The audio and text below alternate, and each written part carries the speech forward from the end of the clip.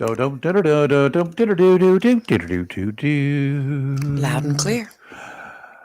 Happy Hump Day, y'all. It's Thanksgiving Eve for those of you who insist on sticking a big old dead bird in your oven and baste it for every 20 minutes for the next 24 hours. Well, time's a wasted, and you should put that turkey in your ovens within the next 2 hours.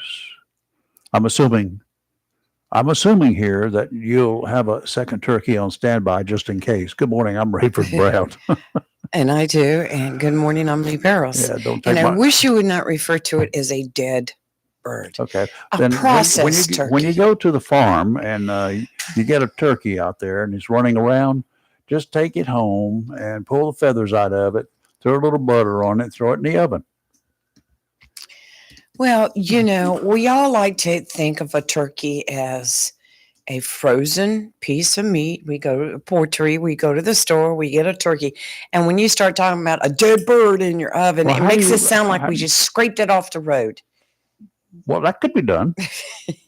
Speaking of road, just real quick, a I PSA. saw three deer yesterday on the road. Oh, I good hate that Lord. going to Wilmington and back. As of about 25 minutes ago, the lights at Western and Country Club were out and the traffic was piled up and Good people luck. were all sitting there going like, what do we do? Any idea why? Have no clue. They were all blinking red. Oh, no. Malfunction. So they put them on autopilot, and autopilot's not good at that intersection. Not good at all. I knew better than to try to cross the intersection, so I went up Western, went through the shopping mall, and came around. I was like, nope, I'm not even. You got up. Was the red light, the traffic light working at the next shopping center entrance? All the other So lights it's were just working. that It was intersection. just that Oh, intersection. y'all, you need to get out there. It's a state thing, but the city maintains that one. I know that because I used to call in complaints about it all the time. Well, if you can avoid it, it may be fixed by now. But if you can avoid it, I'd go around. Yeah, if Just anybody's don't even going mess through with it, has gone through it, and it's working, give us a call. Let us know, 910-333-0139. That brings up a point here. I'll give you the number again in just a second. But if you, anytime you're out and traveling around, especially when the show's on the air from 7 till 9 weekdays, except tomorrow is a weekday, but it's Thursday. We're going to take tomorrow off, believe it or not. Okay. And I don't want to get up and come in here and do this tomorrow morning. Hopefully nobody else will be listening. Well, I'm glad because I have to start cooking. Well, you need to start tonight. Well, I am. I'm going to do a lot tonight. All right. So anyhow, we'll be off tomorrow, but during the weekdays, Monday through Friday, typically anytime between 7 o'clock and 9 o'clock, if you see something out there on the highway that a traffic issue, right? Not as a reporter, but just as somebody who sees something, that make a note of what traffic lanes are blocked in which direction the traffic is flowing or whatever. Any information you can give us, pass along to the motoring public or those people who may be going through there in a little bit. Please do so. It's for their benefit, not for ours. We're here. We're not going to get stuck in that traffic. But for all the other folks that are out there, it would be good for them to have that information. When I get home this morning, I will not be leaving the house until Friday morning. Okay, good. Staying home. Okay, but I know a couple then that Newbern wish they'd stayed home. Why is that? Craven County pair. They got caught in a Newbern motel during a vice raid. Craven County deputies say Tandrick Tyree, I'm assuming that's how he pronounces it, Tyre, and Latanya Darasol were arrested when they found a variety of illegal narcotics in the room.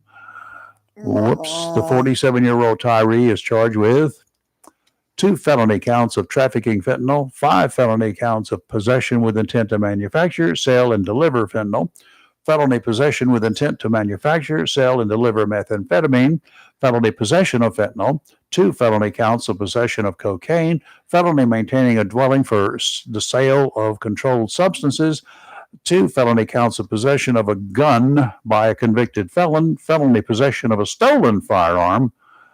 I've told you folks, bad guys don't get their guns at the gun dealers. Okay, they steal them or they buy them from somebody who stole them.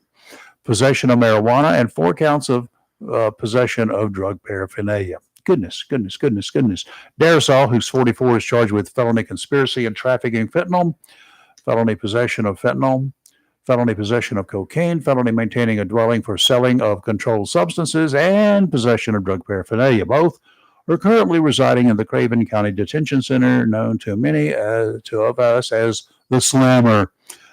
Tyree's time behind bars dates back a while, back to 1998.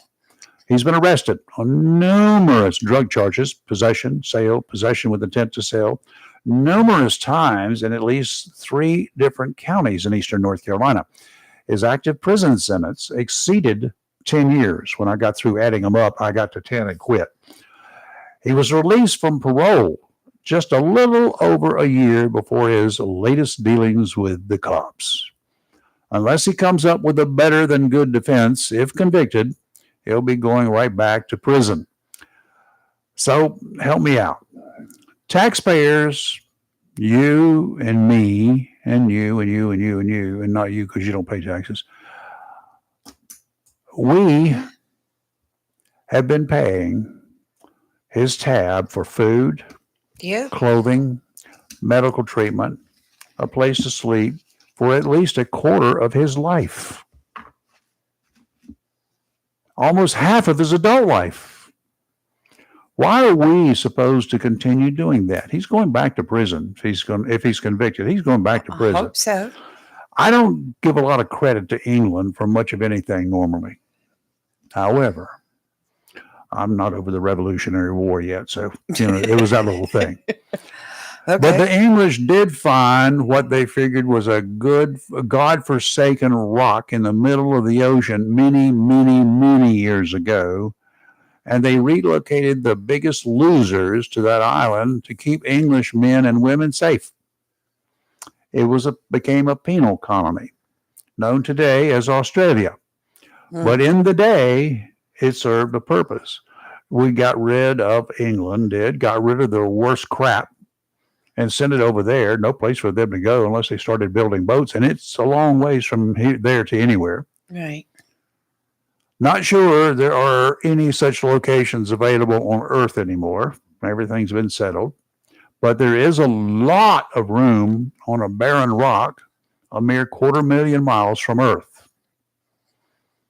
Not a bad place to send our scums to spend the rest of their natural lives. If y'all don't want to kill them, if those punks up in our legislature here in North Carolina, if they can't get off their dead rear ends and come up with a plan to start ridding North Carolina of the meanest of the mean, then pack them up, put them on one of those spaceships that keeps breaking down and send them up there to the moon. They can break down all the way up there. I don't care. They can circle forever and ever and ever. That's not a big deal. Okay. Don't need guards. They just don't need anything. Just send them up there. It's a one-way trip. Y'all do the best you can with what you got. We'll give you a week's worth of food, and then you need to go out and start scavenging. Well, Elon will soon be sending rockets to Mars. Yeah, I know. People can ride those rockets on the nose cone as far as I'm concerned. Throw them in there and let them do the research for us. Fend off of whatever you can find. There's not much up there that we know of, but I mean, we haven't put anybody up there to look for food. Could be a whole nother country up there. Could be people that are just like our clones. We could go up there and find another Rayford doing a show in the morning. I know him. You ever think about that? I know him. Wouldn't that be great? We ought to get that. We could tune in and on these radios and listen to them. We can talk to the space station. That we can do that. Yes. Space station, and they allow you to do that on a ham. Yeah, I've got the frequency, and right. I just got to figure out when they're going to be overhead. How interesting, now. Because they're a very short period of time you can talk. Right. It goes here, and you got to track it with an antenna. Right. But it's only a couple hundred miles or so up there, so it's not that far. It's a line of sight, literally. Right. So you can hit them with a walkie-talkie if you try. So. Well, we'll see. But hope y'all are doing well this morning. It is Turkey Day Eve, and I'm going to deep fry one again. Yes, it might be the last time I'll ever deep fry one. Why do you say that? Because it might blow up, and I might not want to do it again after that. I've never, knock on wood. I shouldn't have said it. Should have. No, you shouldn't have. There's never been a failure, so I've got 100% success rate. What was it I saw? Let me see if I still have it. But yes. Let me see. A message from Chris Miller. Yes, we have a guest coming in at 8:00, but you're welcome because you can call a few minutes before that. It would be perfect. Call. But yes, he's going to give us our scoop for Friday night for Jacksonville and Northside. His In that case, do we predictions. still have to play them? Play them? Yeah, if he's going to tell us who's going to win and it's going to be the Cardinals, we wish. shouldn't have to even bother with it. I'll tell you Get what. dressed out for Whew. nothing. This is nerve-wracking. I know it is, but we're going to be there. In force, we'll Right, be there. right. All right. I must have got. Lee and Robbie by themselves are there in a force to be reckoned with. Oh my God. I'm thinking of sitting on the visitor side. I have a little more peace and quiet over there. Hopefully. Maybe not. No, Maybe you'll a wee miss out the better. fun on earth. You know you right where you're going to be. I know where I'm going to be. And they put me right in the middle because I'm just uncontrollable. Trying to control me. Handcuffs come to mind every time. Okay. So, but anyway, yeah, we'll be talking with Chris Miller from the Yes. sports editor of the Jacksonville Daily News in the next 45, 30 Yes. minutes or so, whenever Right. he calls in. He said he will be calling at 7:45. Well, that's good. If y'all have something you want to talk about, if you got an idea, a solution, a method you cook turkeys that, perhaps is different than anything I've ever done or tried. I've smoked them and I've fried them. I've grilled them. I grilled a turkey breast one time, wrapped it up in tinfoil and just grilled that sucker. That's really good. And cooked it slow. Now, did you grill over gas or charcoal or what? Charcoal. I didn't have any gas grills. Yes, charcoal's. Just I like grilled it slow. Like that. And the one that I smoked was what I had was a very large smoker grill. Right. And it has a firebox on one end. You build a fire in there out of wood. Mm-hmm. And then you keep stoking that fire all night long with wet wood. So it will smoke, and it draws it through the smoking chamber. And let me tell you about the neighborhood.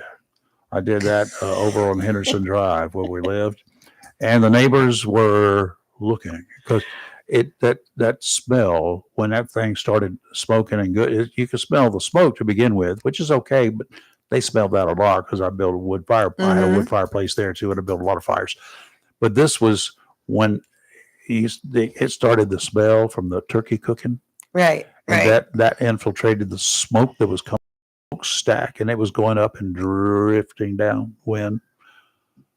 Those people were going crazy.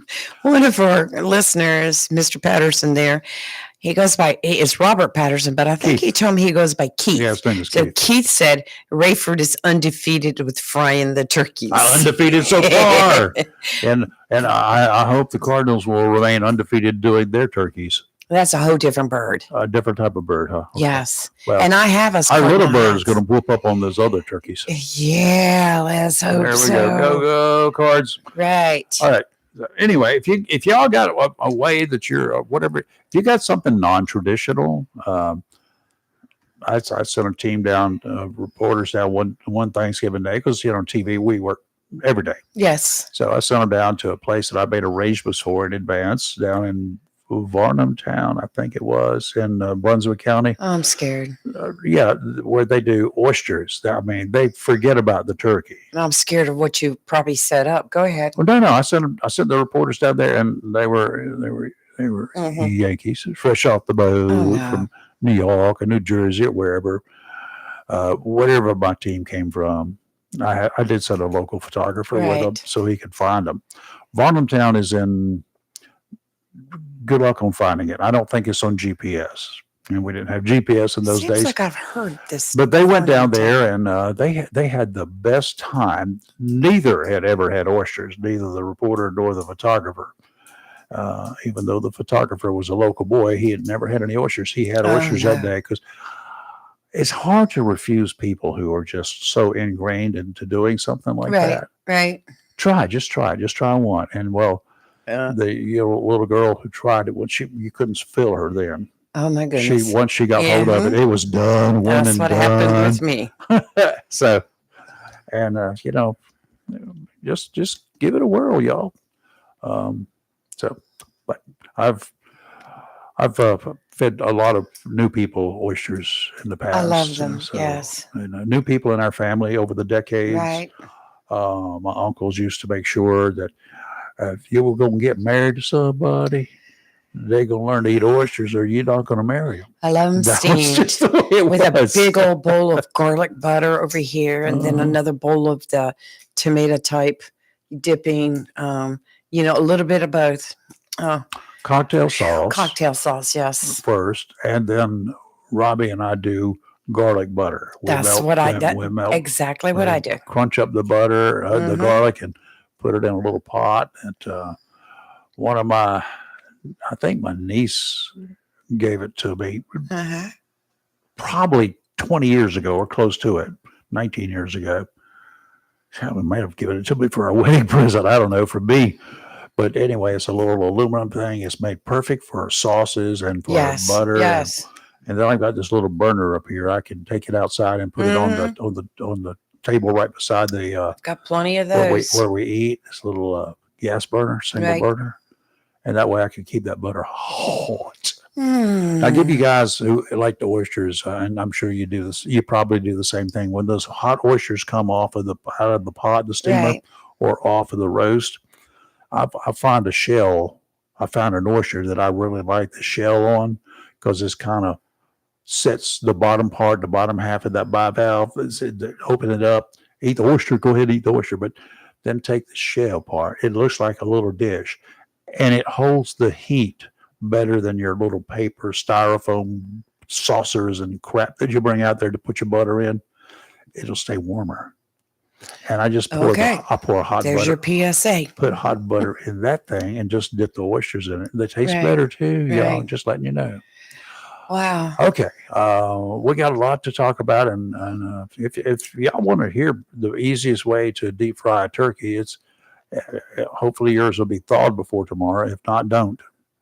Definitely. There was a story which I evidently knocked it off, and I can't tell you where it happened, but somebody did just that. They put a frozen turkey into the hot grease, and it all blew up. Yeah, and blew up bad. You'll be lucky if you don't get scalded. Yes, with that hot oil, burnt, scalded. Oh gosh, terrible! Such a hassle. Because when that stuff comes out of that pot and hits a flame, it's going to break out into flames. Right. And whatever it hits is going to burn. And if it hits you, you're going to the hospital. You are going to the hospital. Please, everyone, be safe. Severe wounds. So, I'm sure if anything happens, Domino's will be open. Yeah. So just be careful. I got to check. Is the Golden Corral open tomorrow? Yes, they are until 8 p.m. They used to be open. Yeah, they're open till 8 p.m. So if all else fails, or if you have absolutely no one to go, they'll have turkey. Yes, they'll have dressing, not stuffing. They'll have everything. And they will have mashed potatoes. They will have gravy. They will have lots of gravy. And you know what? I've not been there for Thanksgiving, but I've been there when they've had the meal like they've had for Thanksgiving. Yes. It is fine, y'all. Right. And if you're all alone and you don't want to go to the trouble, but you still want something, there's going to be a lot of people like you there. Don't worry about it. Go have your own little party. We did that one year. We got the family all together and we decided to go to Golden Corral. It was quite a wait because there was a lot of people there. But let me tell you what, it was probably one of the best Thanksgivings we've had. They will put a spread on. So right, they do. Nobody had to cook. Yep. Everybody just went. And you don't have to clean up either. They didn't have to clean up. It takes 3 runnings of the dishwasher to get all those dishes clean. You go home, you take your shoes off, you unbutton your pants, you get your feet up on the couch. And then you take a nap. Yeah, that's right. You're going to take a nap. It was a perfect Thanksgiving day. So anyway, if you're going to do it yourself, cool, nice and traditional. You got family, you got friends, you got whatever. That's excellent. If not, go over there. And when you take that bird out of the oven tomorrow, or you take it out of the deep fryer and you've screwed it up, not a problem. Get in the car. Yeah, get in the car. We're going. Get in the car, Madge. We're going. What did we do before we had Golden Corral? I went to 7-Eleven and Hope.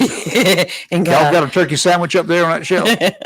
that and a honey bun. Fair. I mean, things will work. Not a big deal. That's right. All right, offshore today, let's take a look-see towards the deep blue sea. Today, the National Weather Service is predicting unsettled boating conditions. Let me do it again. Today, you don't need to be there. The National Weather Service, the smart people, and they're not in Atlanta or anywhere else. They're right here at our National Weather Service at Newport. Okay, Right. They're locals. They know what's going on locally. Those guys in Charlotte tell you what the coastal weather is. You know how much they know about it? They may not have ever been to the ocean. Seriously. Anyway, the National Weather Service is predicting unsettled boating conditions across portions of the area, all the waters we got around here. A small craft advisory is in effect through this afternoon, followed by a gale watch from this afternoon through this evening. Southwesterly winds 15 to 20 knots, increasing to 20 to 25 with gusts of 35 in the afternoon today. Seas 4 to 6 feet, sounds and rivers choppy, becoming rough this afternoon. Patchy fog this morning, and especially in some of the low-lying areas. Tomorrow, northwesterly winds going to switch around 15 to 20 knots, diminishing to 10 to 15 in the afternoon. Tomorrow morning, still going to be on the not good side. Seas will get to be 2 to 4 feet tomorrow, probably in the afternoon. Sounds and rivers remaining choppy to start the day tomorrow, then diminishing to a moderate chop by the afternoon. Friday, northwesterly winds 15 to 20, seas 2 to 4 feet. Sounds and rivers choppy. Just know your boat, know your abilities, and then if you get to the inlet, there ain't a thing in the world wrong with getting to that inlet and say, that ain't looking that good. Turn around, come home. Or go find yourself a nice, quiet place to go fishing, or go find some clams. Take some waders with you and a rake. No, thanks. Oh, yeah, Okay. absolutely. Okay. Today, we have a slight chance of showers and thunderstorms this morning. Partly sunny with a high near 78. Southwest wind 7 to 13 miles per hour with gusts as high as 23. Tonight, partly cloudy with a low around 40 degrees.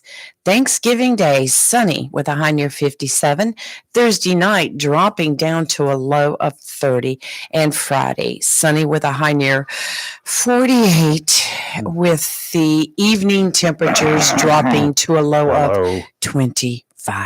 All right, watch critters for Friday night, Thursday night too. So go ahead and button them You're up. saying we're going to have a hard freeze. And your any plants that you've got that are new, little delicate plants, bring them inside or put them in your greenhouse or wrap them up because that's just the way things that are. This should be Dr. Stein. No, this is Chris Marks.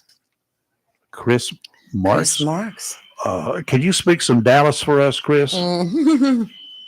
Hey, y'all. Hey, y'all. What up? What up? Everything. Just looking across the street at AT&T Stadium.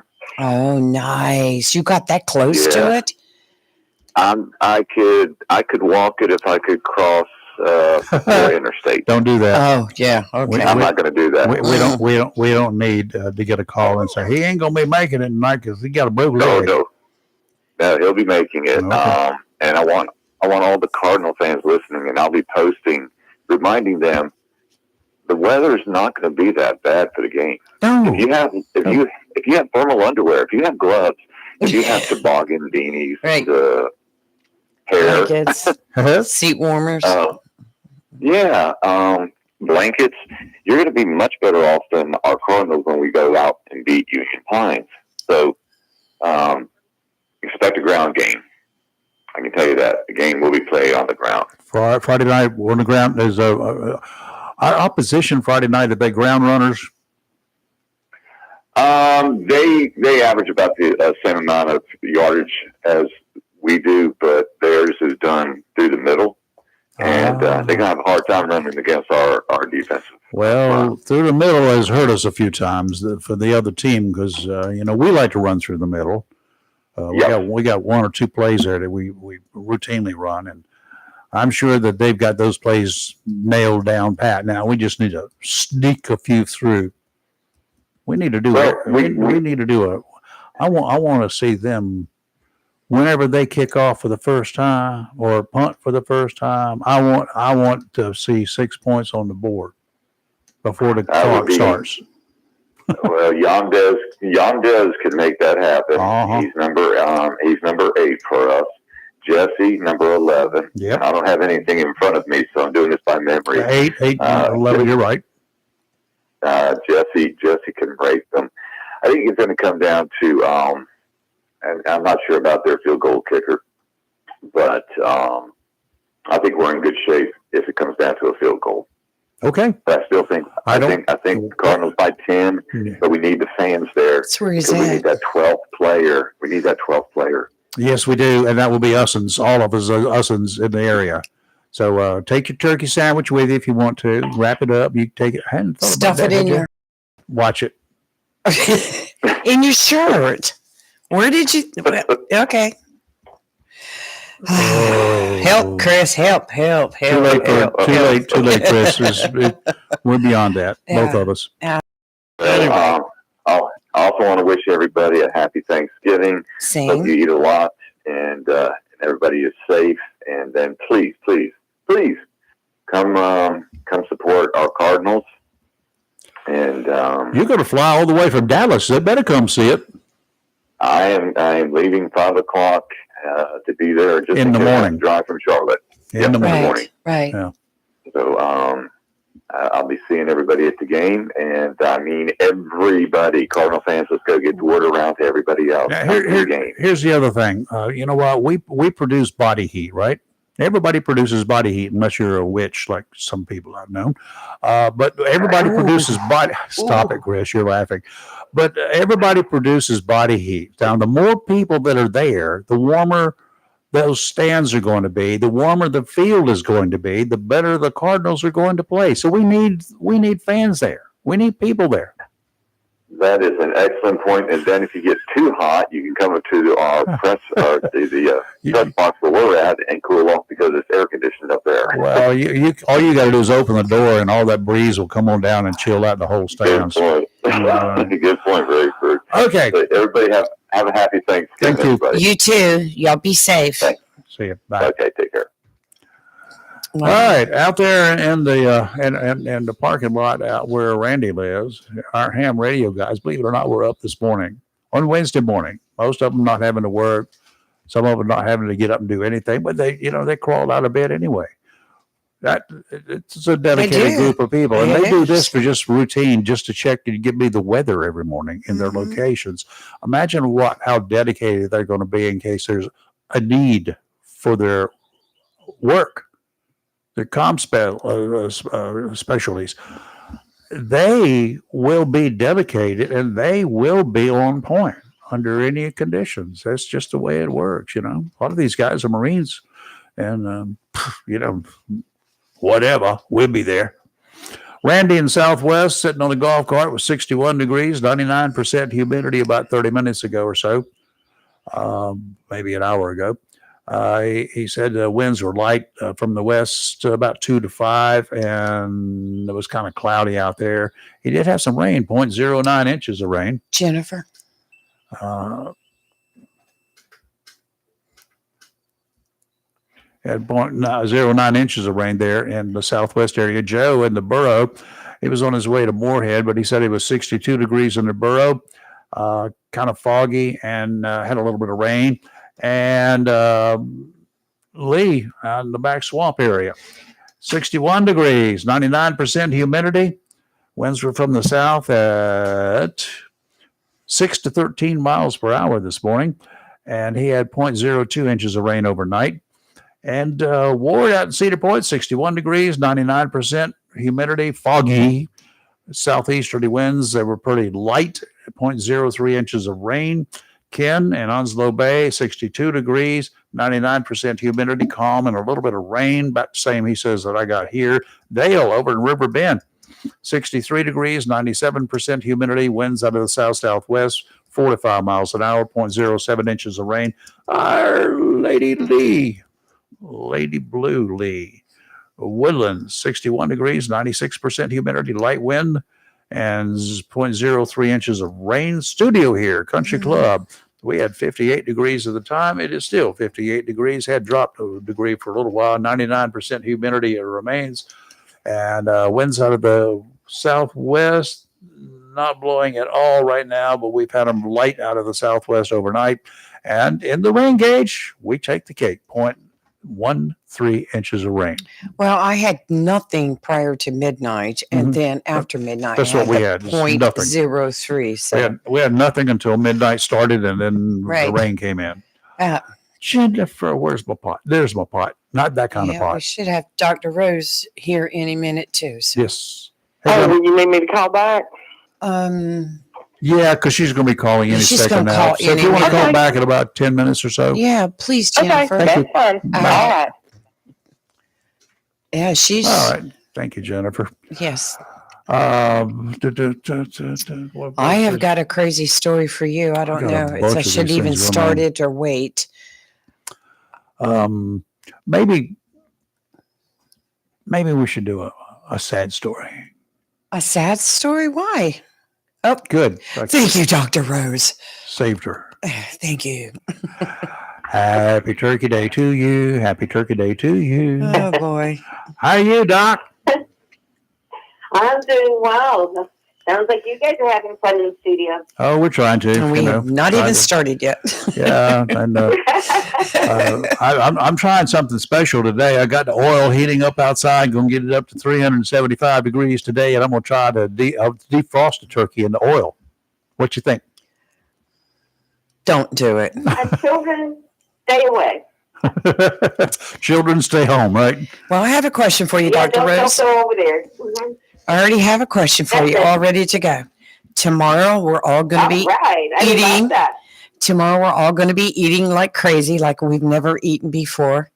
Our babies, our children, they eat too much and they get upset stomachs. What's the best thing to do for them? Make a puke. Stop. God, Oh, that's terrible. I agree. Then they can eat Yes, some I more. will overeat. I think the best thing is to start today and sit around and say, we all tend to overeat, what you just said, and we should think about how much we eat so that we feel sick, and then we can't enjoy our cousin Mary or Bobby's company. So let's make sure that we sort of pace ourselves and don't eat too much of this. And when I give you one dessert, that should be enough. So but prevent a little bit. But afterwards, have a little planned activity. Okay, everybody's going to be tired and going to want to sit down. But what we're going to do is going to let you rest for a little while. And then, of course, if it's nice, it might rain in some places.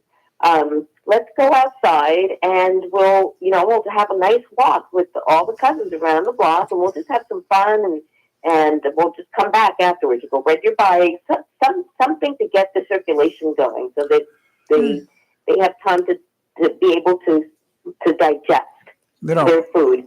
If they're feeling sick, have like a chamomile tea or a mint tea ready for them. There are some like anti-acids that are over the counter that you can have at home, which would be helpful. And don't forget to have them drink plenty of water, because water helps the digestion and helps things That's a good get through. idea. Those are just a few things that you can do. Yeah. Some of them preventive, and some of them, after eating, that will help to make it a little bit better. One of the things that adults do, and I'm sure kids do the same thing. It's been a long time since I had a kid around, but it's on the day before.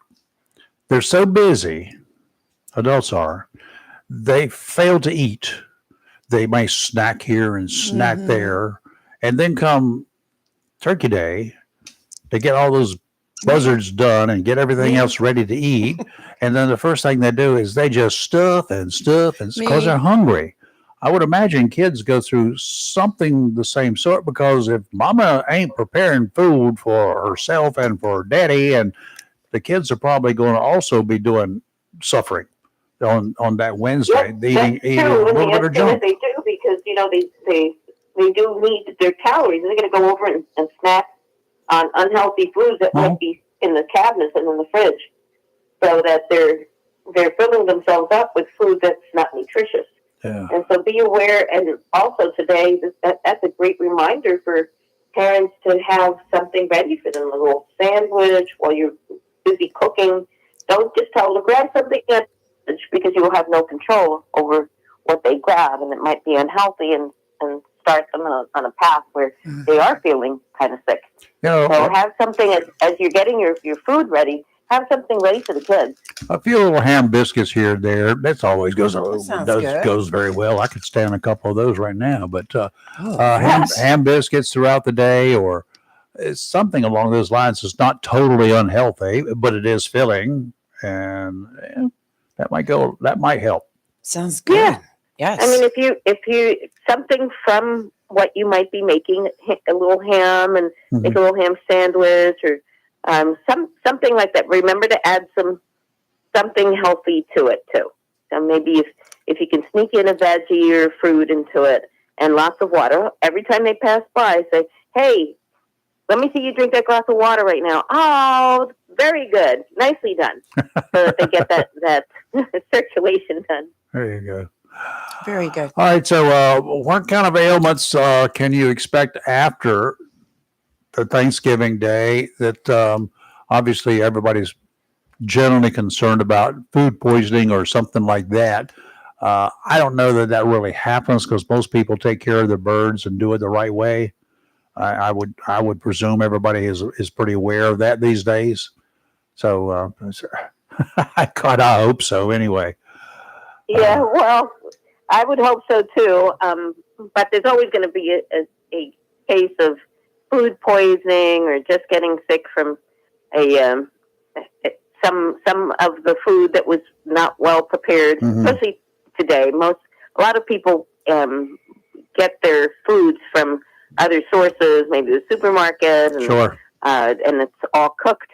And so you can't completely prepare. Just be aware if you feel that way, that it's a 24-hour virus. It goes away very, very quickly. Drink lots of fluids, little bits at a time. If it happens to your kid, same thing, and try to not have them get dehydrated. Something I got to check on. Are these cans, cans of green beans, cans of corn, cans of this, cans of that on the supermarket shelves, the things that are supposed to last forever until they expire anyway. But there used to be an old wives' tale. I don't know whether it's true or not. I just thought about it because I always won't pick up a can that has been dropped at the store somewhere and has got a big dent in it. Yeah, same way. Is there something that really is supposed to be bad about those? Does it break a seal, or do you know? I think it's because it could have broken the seal, and it's so small that you can't see it, and therefore it would be growing bacteria. Okay. The big bacteria that they were thinking about is botulism.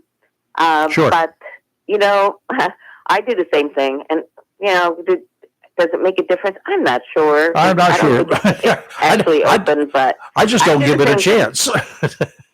That's right. I don't give it a chance either. But to address what I see out there, we have had a couple of flu positive kids. Particularly, we've had a few flu B, and one of them got very sick and had what could have been pneumonia or bad asthma from it, and had to be taken away in an ambulance so that he would get to the hospital very quickly. So just to be aware and ask, anybody sick before they come to our home, just so you can keep the kiddies well. And remember before you eat to sanitize your hands, because there's a lot of strep and flu. There's a lot of other bacteria going around, and I've seen some pink eye as well. Oh, boy. So there's a lot of illness going around, and I think we had maybe 1 or 2 cases of COVID, and I hear about COVID cases that are more severe coming from California because they came from China. All right, we need to put guards up at the border. You ain't coming here from that land. Okay. Dr. Rose, thank you. It's good to be aware. Yes. Have a great Turkey Day. To you. Yeah. Yes. Did Hannah come up from the DR? No, he Oh. didn't. They don't celebrate Thanksgiving, so she's going to be in class tomorrow. Ugh. Well, I'd I be hope having- she has a great day. I'd be having a regardless, turkey right? sandwich, but whatever. Okay. Thank you. Thank you, Dr. Oh, there we Rose. All right. Oh, thank you guys. Take- You have You a happy wonderful Thanksgiving. Thanksgiving. You too. You too. Take care. Well, I just have to tell you real quick, All right, Donna wait. Gentry is my hero. Oh, Donna Gentry's my She dentist. just wrote that she's preparing 2 turkeys and a ham, and they're expecting approximately 30 people. 32 won't hurt you, will it, Doc? Good Lord, girl. Dr. That's Jen- She's my doctor. You know she's that, my right? new hero, man. She's my dentist. Oh, is she? Oh, yeah. I go over to see the Oh. port. I've been doing that for years. Oh, that's And wow. I get in there and she's a swabby. Well, I'm impressed. I'm impressed. She's prior military. Yeah, but you know what? And Navy. She was a dentist through her career in the Navy and never got sent out on a boat. But you know, that's what makes Thanksgiving It fun is. when you have so many people, a lot of family, Yeah. and you spend 24 to 48 hours cooking and then another 36 to 52 hours cleaning. You know, it's all worth it. Yeah, it is. It's fun. And when in a place like that where she is, Yes. if somebody chips a tooth, she can go ahead and pull it out right there. She's got some pliers and a hammer and chisel. Raven. Jennifer, where are you? But Jennifer and then Chris And will Wynn and be Chris, we calling. should have both of them Right. check in with us here. Okay.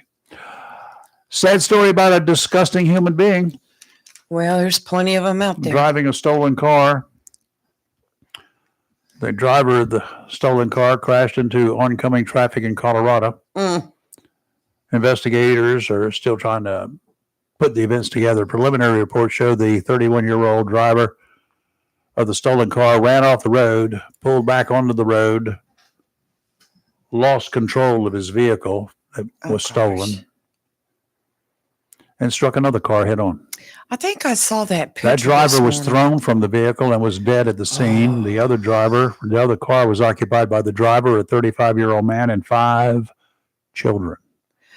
That driver and 3 of those children were killed. This is a picture. Yeah, this is the one I saw. The other children were airlifted to a hospital where they were being treated for what was described as life-threatening injuries. Photos at that scene, that horrific fatality scene, are online. And I've been to a lot Post the of link. wrecks, collisions, head-ons, Mhm. collisions with trees. Never seen any with any more damage than that. This is Jennifer. Yes, it is. Hey, Jennifer. How are you? Good morning. I'm all right. I was calling. You had mentioned that with 5th graders, Yep.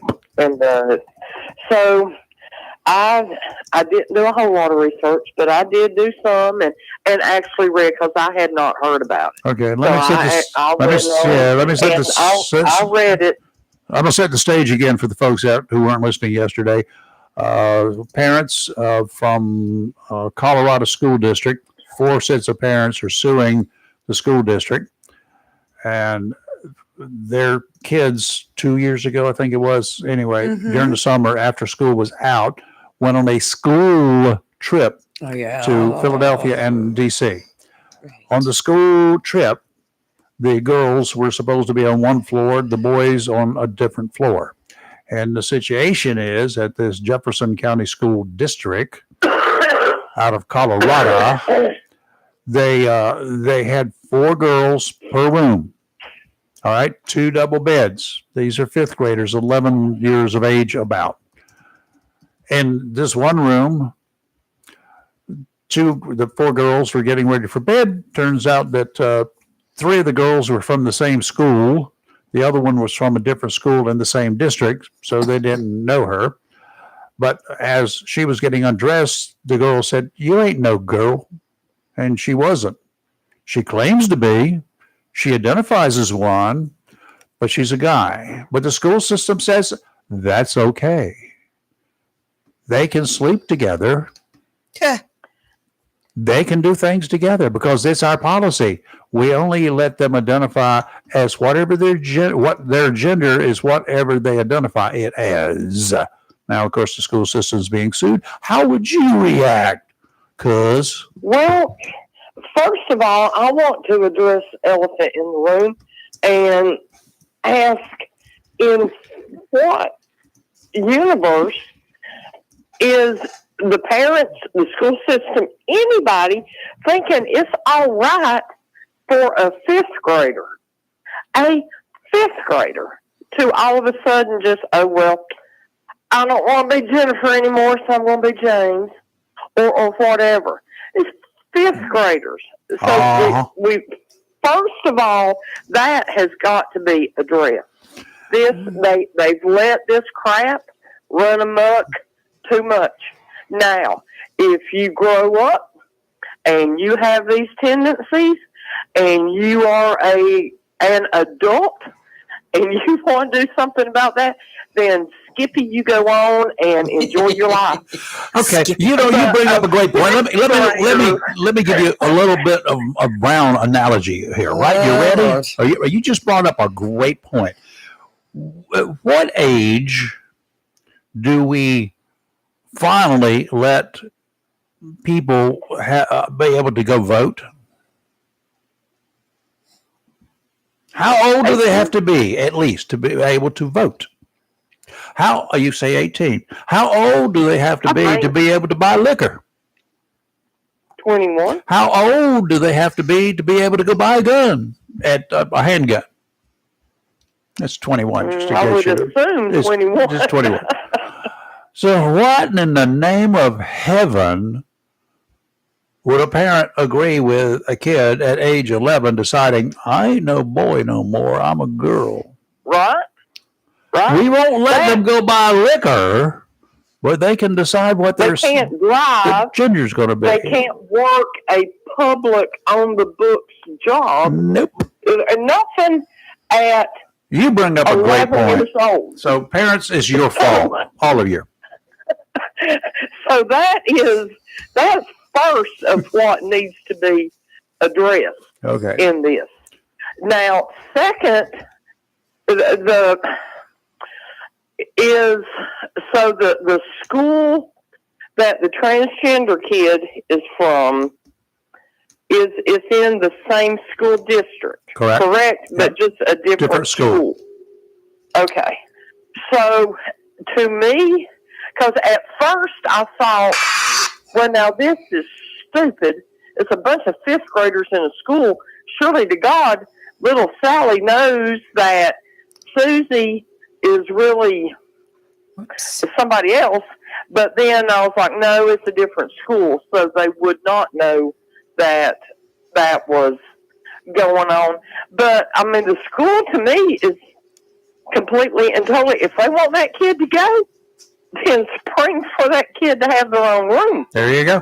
I mean, that's just how I look at it. But before, I mean, yes, I think the school was totally, completely wrong for doing it.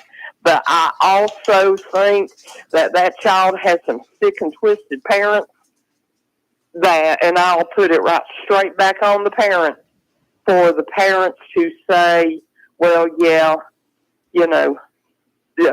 Johnny's going to be Julie now. And then it's the school to say, well, no, Johnny can be Julie at home, but when Johnny walks through those doors, he best be Johnny until he's old enough to go do something about it on his own. Because it's a breeding ground for all of this stuff. It's not stuff, it's crap. It's all it is seeing how much they can push the ticket. It's just seeing just how far they can draw the line in that sand and say, like Foghorn Leghorn with the old dog on the rope, let's see if you can cross this. That's all they're doing. They're just they're pushing it, and until somebody gets the cojones to stand up and say, oh, no, you're not going to, this isn't right. It doesn't make sense. None of it makes sense, for God's sake. If your mama had have let you do that, then this child wouldn't even be here now. There you go. And that's the problem. And at 11 years old. What's that child at 16, 17, 21?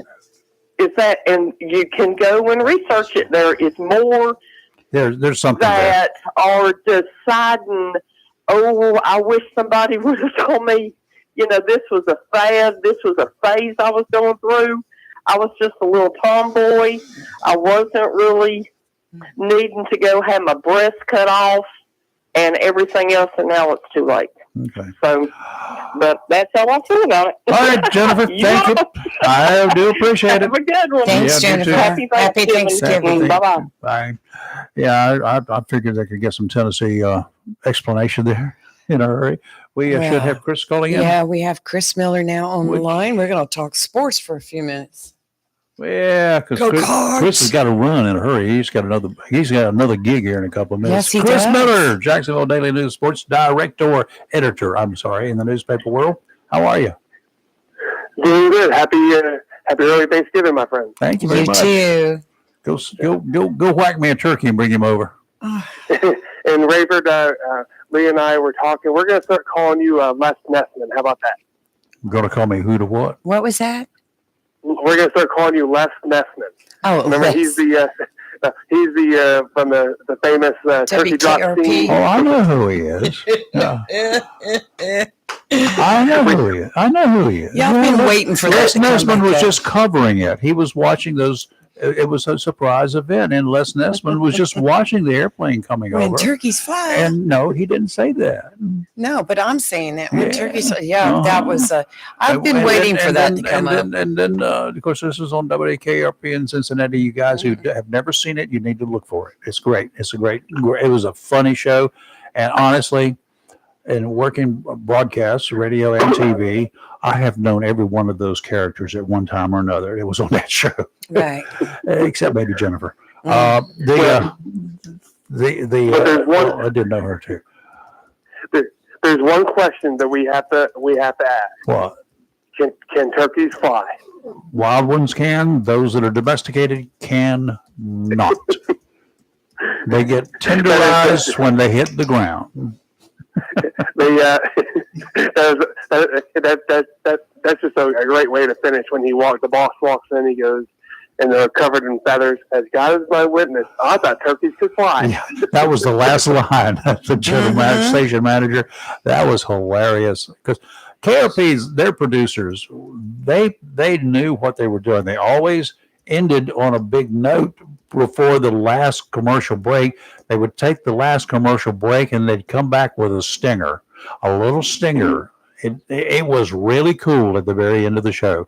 And that's what he did. He walked in after they had all their discussions and he looked around and he says, God, as God is my witness, I thought turkeys could fly. They dropped a bunch of live turkeys from an airplane as part of a Thanksgiving publicity stunt, and it did not go over good at all. But the best part about all of it was being on radio. Les Nessman had to describe what was going on because the radio audience couldn't hear it. I mean, they couldn't see anything that was happening. And Les Nessman was describing it that we didn't see the turkeys, but I knew everything. I could picture that thing. That was the best described non-visual element that I've ever seen. I was great. That was great. It had to be, what it had to be like, and make it a bad term, and like the live broadcast of the Hindenburg when it was coming in. Have you heard that broadcast? No, I'm not. Oh, go pull it up. I want him to tell you. Just go pull it up sometime. Let's talk about Cardinals. You got to go to work here in a minute. Yeah, we'll go from one bird to the other. Turkeys, the Cardinals. Yeah. And, hopefully the Jacksonville Cardinals won't suffer the same fate as the turkeys. Nope, they won't. They're not going to. They're hosting the Union Pines Vikings on Friday night. This is the fourth round. Is it another set of Vikings we got to beat? Is that what it is? Yep. This will be the third this season. Wow. If they win Friday, then they will play back at home the next Friday in the state semifinal. And obviously, if you win that, then you advance the state championship game. So It's going to be a good game. They definitely need to play well. Union Pines only has one boss, and that was early in the season to a really, really good 8A team, a really big school. So this is not going to be an easy game, but Jacksonville needs to play well for sure. Yep. We can only hope for the best, and I've got confidence in them. I think that I'm sure. I'm not think. I know they have the ability. Okay, they've got the ability as long as they keep their head straight and keep going forward and keep running in the right direction with the ball and don't drop it and stay on your own side of that line of scrimmage. Yeah. Until the ball is snapped. Right. 5 yards here, 5 yards there. My God, one of the ball games, I forgot which one it was. I started adding up the penalties. They could have scored a touchdown just on the penalties. Yep. Remember that song where clowns to the left of you, clowns to the right of you? Yeah. Flags to the left of you, flags to the right of you. Well, Chris, I know it's going to be a hard decision. Where are you going to be Friday night? It better not be a hard decision. Well, I mean, and Rayford, you know all about this. I mean, you have to kind of just make decisions, and you have to. So what I'm going to be at Jacksonville on Friday. Good. I actually going to get help from John Oldhouse to do photography, which is going to be a big help. Right. And then the other gentleman, Mike Tackett, who I've talked about before, will actually be taking photos, and he's been a godsend. He's been helping me out the last year. He's a great news shooter, I can tell you that. We've seen him there. News and sports. He's great. He's awesome. I mean, he's got some great stories.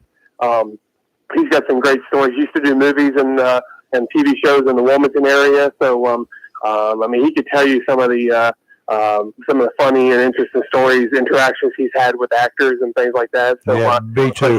He's going to he's going to be taking photos of the Northside game and probably keeping me posted. I'll have other people.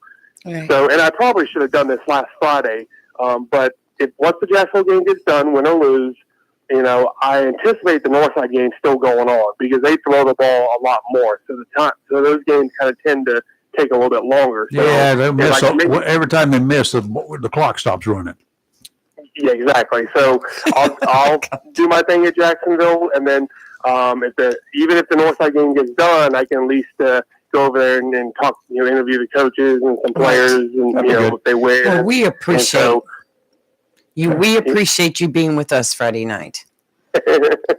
It's hard to be so many places at one time. Whenever you're not there, we're going to have the stadium announcer to say, "Does anybody know where Chris Miller is tonight? Where's Chris Miller?" No, let's not do that. But we do have to talk to Mr. Marks about the playlist that they played, and we have to remind them. And I don't think it was him. I think it was the other guy. But we have to remind them to turn down that music just a smidge, so that we can hear ourselves sing. So, Mr. Marks, if you're listening, tell your right hand man doing the music on Friday night to turn down the volume just a little bit.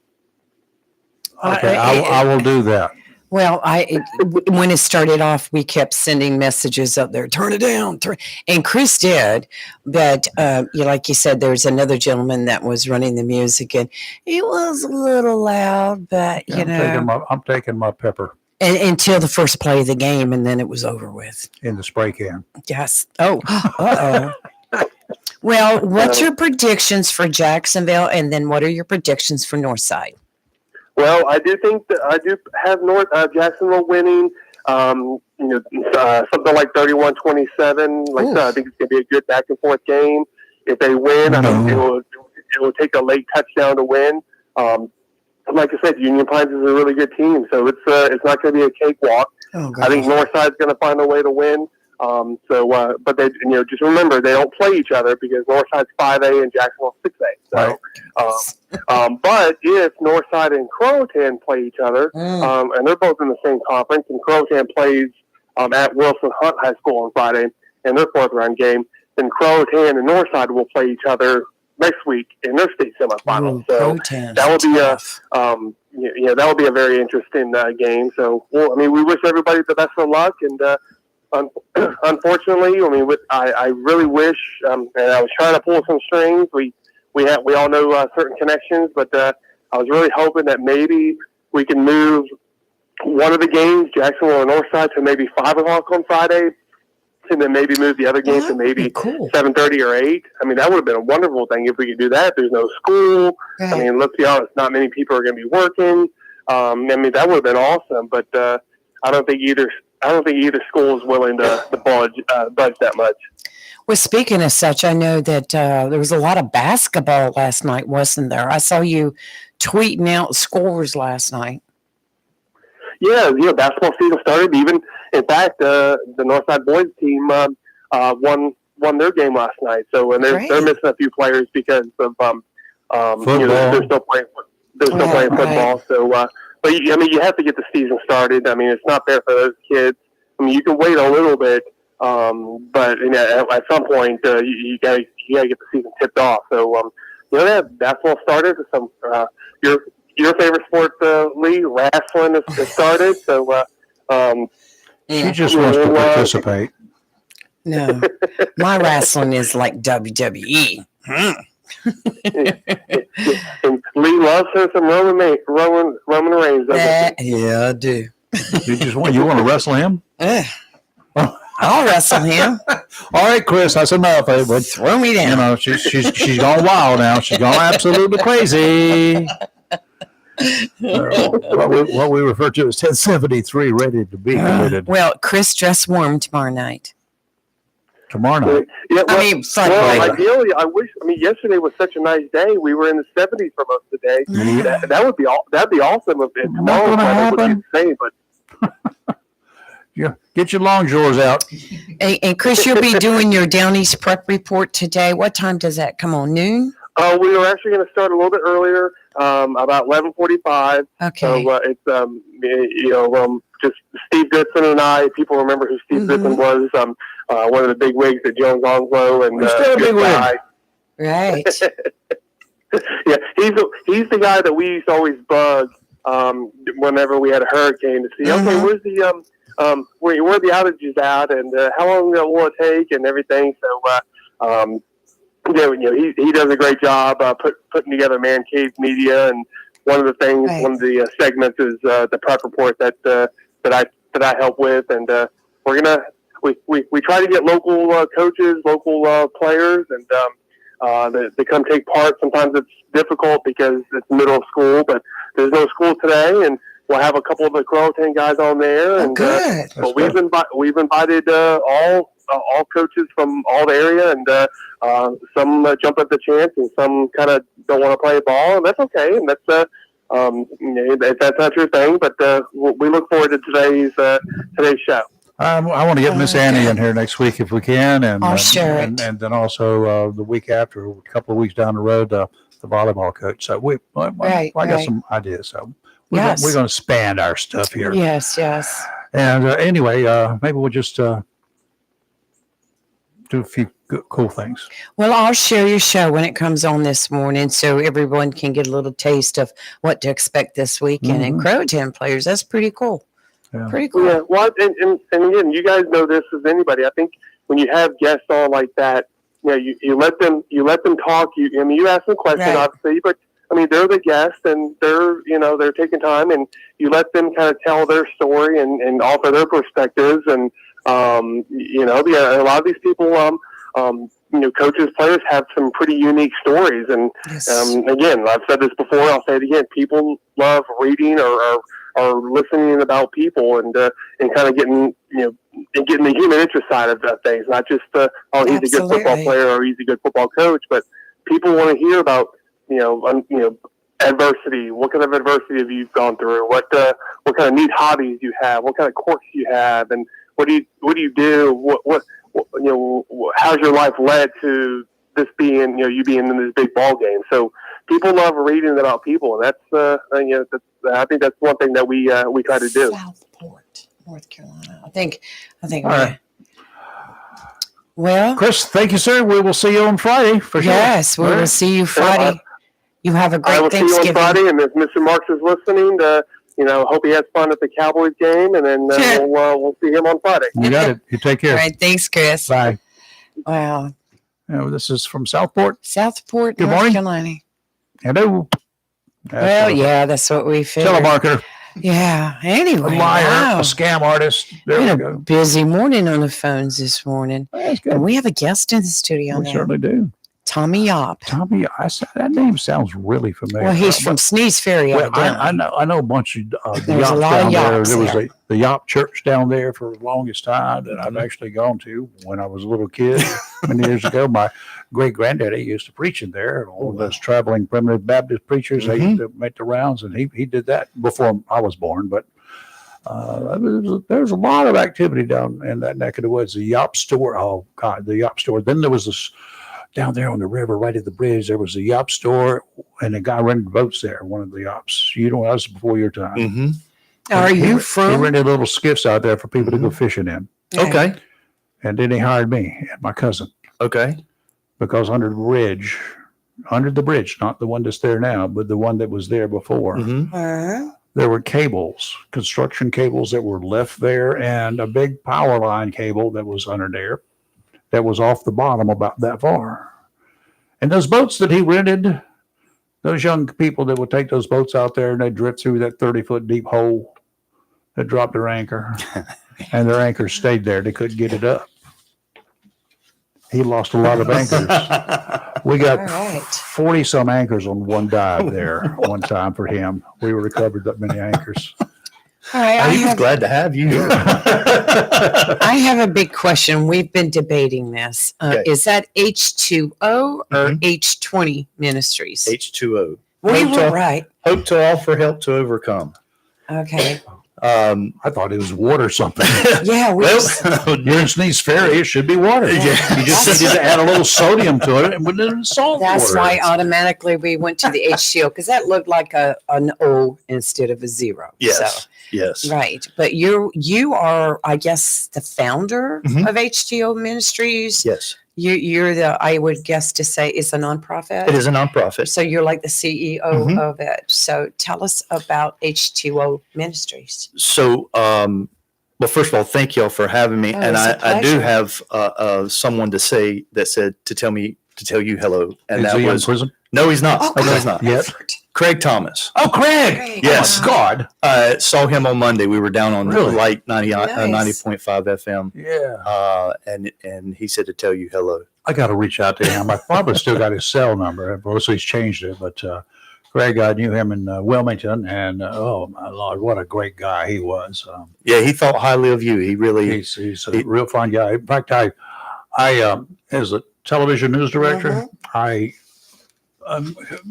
pressured, insisted, encouraged my staff of reporters every morning on their way to work to listen to that because there are people that are calling in. You can get a feel for a community by listening to early morning radio. Mhm. And my reporters not having known anything that was going on overnight, of course. And you get plenty of local news from, national and state news, but you don't get a whole lot of what the people think. Mhm. And I said, just listen to the radio in the mornings. You'll listen to these people calling in. You'll hear Craig. You'll hear Kitty was on at one time with him and knew her as well. But you get a feel for a community by listening to early morning radio. Yeah. That you don't get anywhere else. That's right. Yeah, he was very gracious in having us down, and so I told him I would pass Very the good. sentiments along to you. So yeah, we started H2O back in 2011. Mhm. Wow. I had an addiction to pain pills, and Wow. for a number of Easier years. to happen. yeah, at that time it was very easy because it was in the mid to late 2000s, and so Mhm. that was I had a series of surgeries, and Mhm. they There's were 30 just, pills. yeah. Take them as you need them. All I had to do was go in and say I'm in pain, Mhm. and so it developed really quickly, and then on December 7th, 2010. I had some friends of mine do an intervention, and it was the best thing that ever happened. Wow. So December 18th coming up will be my 15-year Yay. clean. Congratulations. And So after I got back home from the rehab, I went to Hebron Colony in Boone. There was not really any kind of support system for those in addiction, for families. And so we started H2O, and the area churches in Sneech Ferry banded together. And so we started a weekly support group, but we also wanted to help find those little to no cost rehabs to help people go to them, because rehabs are expensive. Yes. Yes, they are. And the ones that are faith-based, they provide top quality, but also their ministries, and so they're supported, and so many of them don't charge anybody anything for going. So we started doing that, and in fact, it's been a number of years, but we did a couple of Taking Back the Ferry rallies. I remember that. Yeah. And I came with Take Back Vanessa the Ferry. Sapp and Yes, Sandy Vanessa. Patang, Gotcha. and Yes. we did one of your shows. Yes, I remember. Yeah. So over the years, we've been just plugging it along there in Sneech Ferry. Back in early of this year, pastor friend of mine here in Jacksonville, Ricky Rudia of Calvary Chapel, asked me to come and would I start a recovery meeting on that side of Jacksonville. I said, of course I would. And so we were gearing up for that, and then a wonderful thing happened, and I have to give just a great mention and shout out to Lanisi Patton of Philippians Place. Philippians Place was doing a homeless outreach, as well as transitional housing for men coming out of incarceration in a thrift store. But it was getting to be just way too much, spreading thin. So it was either pass the homeless outreach on to another ministry or shut it down. And we said, we'll take it because of just the correlation and connection between those in homelessness and those dealing with addiction. Either it's the cause of it or that's how they're dealing with it.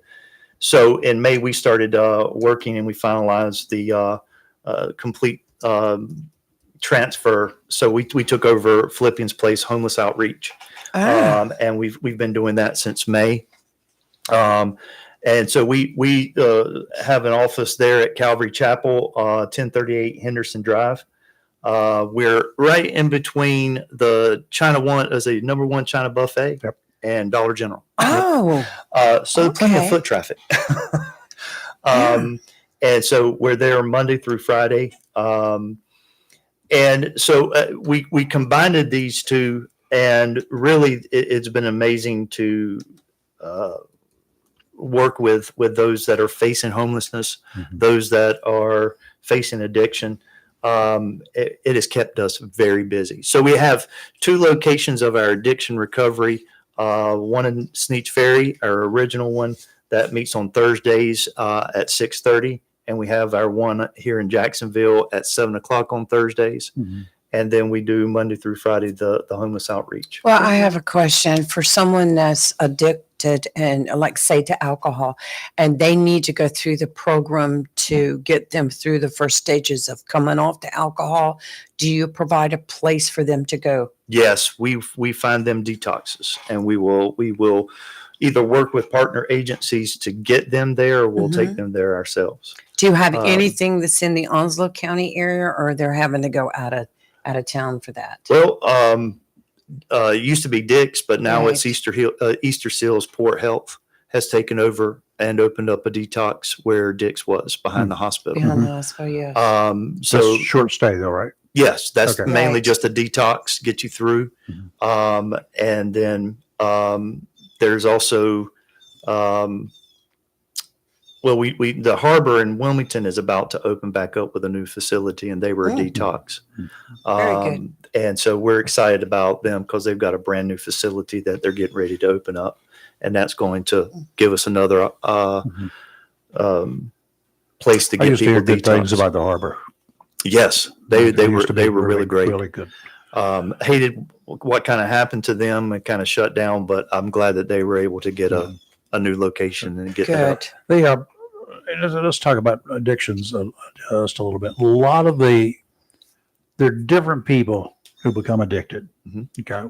We do know, let's just go ahead and talk about the heroin type of individuals, the hardcore drug users. Some of them are never going to ever come off of it. Mhm. We know that. Some of them are hardcore criminals, Mhm. and that's part of what they do, Mhm. being hardcore criminals. Then there's the people like that have some pains through surgeries, Mhm. easy access to some painkillers. Oh my God, it can't be bad. The doctor gave it to me, prescribed it for me. I got this prescription, which those prescriptions will run out. Mhm. But at one point in time, like you say, they were pretty open ended. There were people who were making phone calls because in the profession I used to be into, Mhm. we dealt with that. People were making phone calls to their doctors who were calling in prescriptions who never saw the patient. Mhm. Said, I am in intense pain.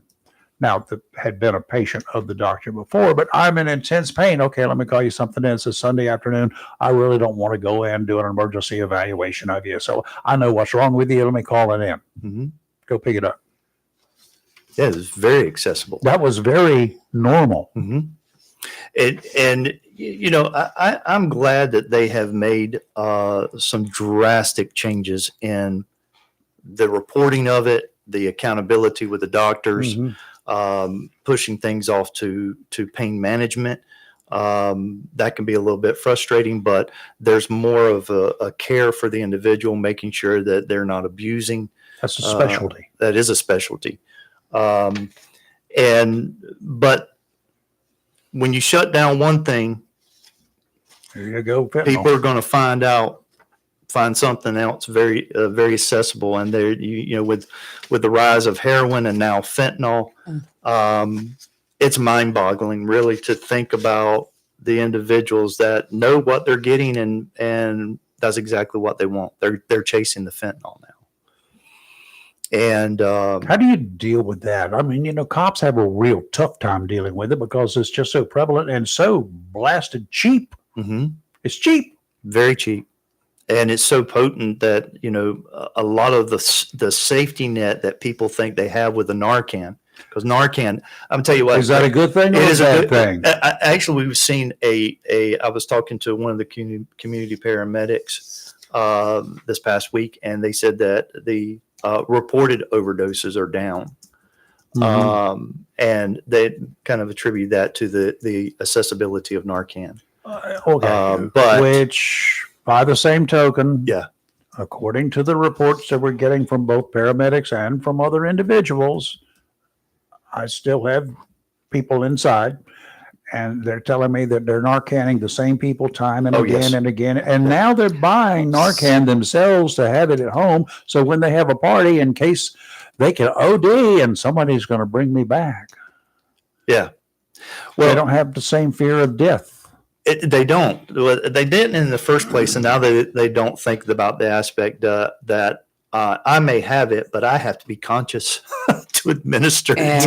Yeah. So that way, they always have a designated driver with them, or try to. And that's when they do these Narcan parties. That's what they have is a designated person that's not going to get. You didn't know about that? No, I didn't know. Oh, yeah. Narcan parties. That's big. Minister. Now it is so accessible now, the Narcan, which I think is great because you can go to the sheriff's office, you can go to the police department, you can come to us. We get a supply of Narcan.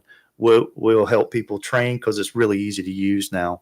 And it's something that I believe every business, every church, every organization that has a meeting place needs to have within their first aid kit. Do you think that maybe entices some people to maybe give it a whirl, knowing that they can come out of it? And then once they give it a whirl one time and they give it a whirl again, they try it some more, they try more often. Well, do you think that's a something that they can count on?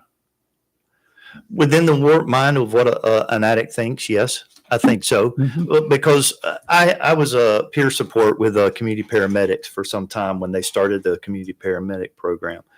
And we would go out and trying to get people to understand Narcan does not stop an overdose. Nope. It just puts it on pause, and it will wear off. It will wear off quicker than the drugs in your system. And so you will go back into an overdose. And that's why they want to take you to the hospital, so you could be monitored, so that more can be given to you while it's coming out of your system. But they're not hearing that. Okay, here's the thing. They have a right to refuse medical treatment. Yes. At some point in time, should it be a requirement, maybe of our legal system, that if we have to Narcan you to bring your butt back, that you're going to the doctor, and otherwise you go in handcuffs to the doctor? Is that overreach? I think that that's going to be a fine line of overreach. I would love to see that, because you would love. How many people would you save as a result of that? And I think it would be great, because So how much is a life worth? exactly. I totally agree with you, because if we could get some people just to that aspect where they can be separated long enough Mm-hmm. to get their minds clear, Mhm. then they'll take the next step. Mhm. And that's either going to rehab or getting into some kind of drug counseling. Day, Sure. It is that next step, and you try to. I would say that it would work, but then of course you're going to have those people that are going to go, you're impinging upon my Sure. rights, and You have a right to you have die. a right to die. Well, then I have a right not to give you Narcan, right? Wow. That's true. Mm-hmm. That's true. And I look at it as giving. I want to see more people have an opportunity to make informed decisions, Mhm. because I believe that, even because I was in the midst, and it was at the right time in the right place where someone spoke truth into my life, and it connected. And I don't ever want to be a place where we will give up.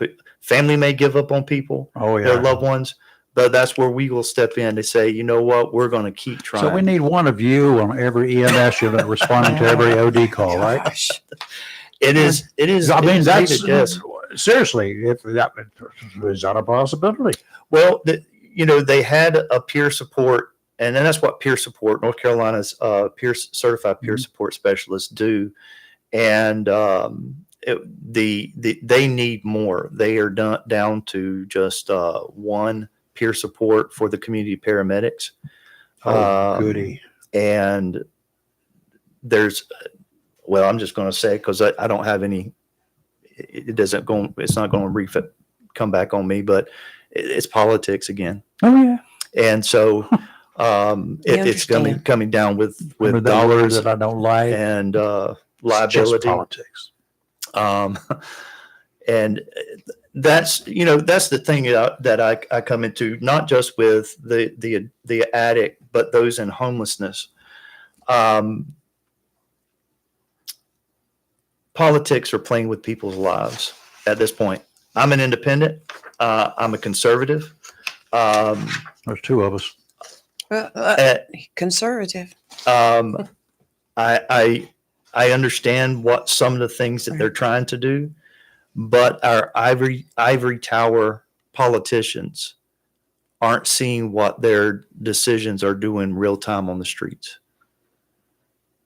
And I think that needs to change. There needs to be a way for them to really see what decisions they're making, or the decisions that they're not making, and pushing things off that are making real impacts on the local level. Right now with our state budget, these men and women, I thank them for their service, but there's too much going on that they hadn't even passed the state budget yet, which is holding up funding to help people get into housing that need help and need assistance in getting into housing. The laws with encampment, I understand from the national level all the way down. But they pass laws without going ahead and providing an alternative to help these people get off the streets. Same thing with the school system. The state passes laws. We're going to reduce the size of your classrooms from 30 to 20. What is that going to do? That's going to require more schools. No, we're not going to give you the money to build the schools. We're just going to give you the law, the requirement. And then it's up to you, Mr. County people, to build the schools. Mm-hmm. Everything they do has repercussions that flow down to me. And as long as they stay in their ivory towers, and aren't back in the community and seeing, and until it hits close to their family, then it doesn't really make it. It's not going to translate. Now, I didn't realize that we had an organization in Onslow County that did as much as what you're doing. I'm just looking at this, talking about assisting people with getting connected to other resources like employment, food, childcare, housing, financial assistance, clothing, etc. Using the Jacksonville Transit and Onslow Transit, because that's a big thing for a lot of people. It's their only mode of transportation, but that cost. Fleeing a domestic violence situation, getting into a recovery program. And while in the program, you will assist them with getting a birth certificate if they don't have one, getting an ID, getting a social security card, researching available jobs, completing resumes, completing job applications, whether they're online or paper, completing rental applications, getting or renewing a driver's license, getting a bicycle for transportation, getting free or reduced insurance. Okay, one thing. Wow. Have you written a cookbook? Because that's about the only thing that I just heard right there that you haven't done. My gosh, I didn't realize we had an organization like this. And the thing that when we've come in, we've also said, look, we're going to, with doing all these things, we're going to partner with a bunch of other agencies. Right. And the greatest thing we want to provide individuals is, first and foremost, that they feel that they're going to get the support they need. And too many times when by the time they get to us, they're burned out because they've been handed off from one agency to another agency to another agency. Right. They're having to retell everything again. They're having to kind of start all over again. And so since May, I have had multiple meetings with the health department, with Easter Seals, with Trillium, with OUTS, with the community, Onslow Community Outreach, just a bunch of different agencies, Spirit of Excellence Outreach Ministry, a bunch of them, and say, how can we come along and fill the gap? One of the things that we do is if they're working with another agency to begin with, they come to us. Right. We don't want to reset and redo a bunch of goals for them.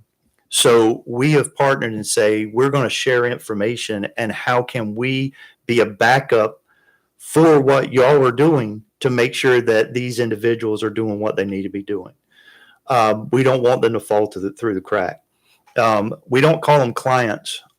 We call them family when they come in the door, because one of the things is they're tired of being looked at as a client. And there's that separation, and we want them to see that this is what real family is about. Real family is about coming alongside of you. We don't force you. We don't hound you, but every step you take, we take with you. We're going to provide the necessary resources. We don't want to overwhelm them. So we can give them multiple sheets that every other agency can give them, but we want to kind of narrow it down and say, let's take a few things at a time. What are your other agencies doing? Do you have peer support with We Rise Up? What can we partner with them?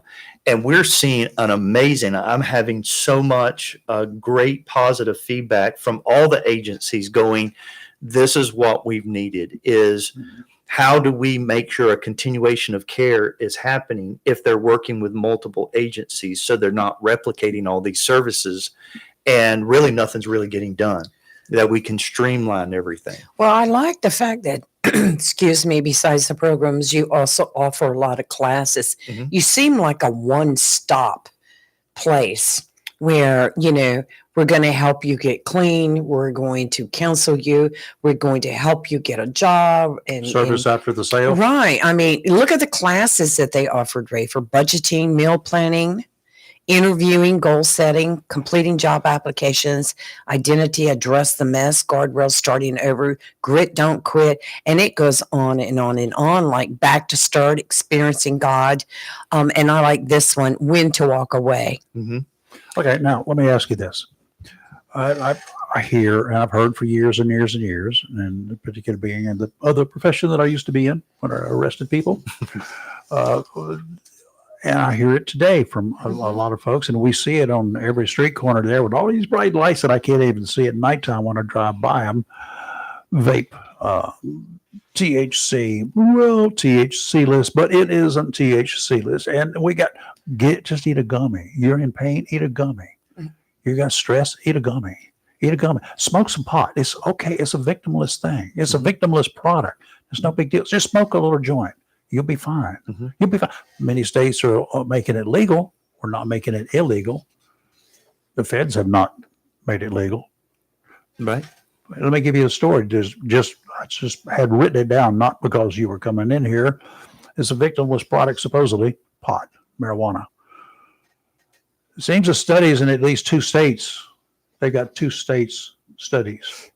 One's Colorado, one's Ohio. Unrelated studies, they weren't done by the same people, show that in more than 40% of all fatal car crashes, the drivers' bodies revealed that they had been smoking pot not long before the wreck, and sometimes looking at additional evidence at the scenes when they go through the car and whatever, were apparently smoking weed while they were driving.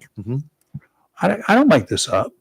These are facts from 2 different studies. One was a university, and you didn't know how those studies generally lean anyway, right? But this is what they found. 40% of the people who died in traffic wrecks in those 2 states had been smoking weed just prior to or while they were driving that car. You're going to see that More and more, because the emphasis has been on underage drinking. It's Yep. been on this. Yep. Now we need to be focused on the true aspect of what pot does. It's almost impossible to test somebody at the scene. Yeah, what THC, what these vape pens, Yeah. that are doing, and they're thinking that it's harmless. It's harmless. I know of individual that says, I'm okay because I'm not going to use the vape pen, the THC pen while I'm driving. Well, guess what? It doesn't matter if while you're driving, it's what you did before. You've got it in your system. It's there. This is what they said. Yeah. These 2 studies in 2 different states, Colorado and Ohio, 2 different types of states. But this is what they found. Well, and what we try to talk about with people is, why do you feel the need to use those things? There's a core reason why you feel like you need it. Is it stress? Is it anxiety? Listen, we know we're a stressed out world. Go fishing. Go fishing. Learn to manage. We're going to deal with it. You got to learn to have better coping mechanisms, coping skills to deal with anxiety and stress. It's not found in a pill. Now, that may temporarily relieve you, but we got to begin to also look at Xanax and all these other medicines that are being prescribed and but are doing the same thing. It's got to be looked at as this is becoming it is a mindset, and it is a heart issue when people are going, I have to turn to those things. I have people want to argue with me that, pot's, it's not addictive. Bull. And I said, well, then why are you doing it? Eating turkey is addictive if you eat it every day and you can't get along without it. It's because it becomes Coca-Cola's addictive. It's not necessarily that it's addictive. It's become that you have become so used to a habit. A habit can become an addiction. Exactly. Whether it's physical or mental. And that's trying to get people's mindset. So when we talk about our addiction, because what our meetings support, what we focus on is not just drugs and alcohol. We help people with pornography addiction, with pride, anger, unforgiveness, all of those things that are also within someone that, if not dealt with, they're going to find something to relieve what they're going through. Wow.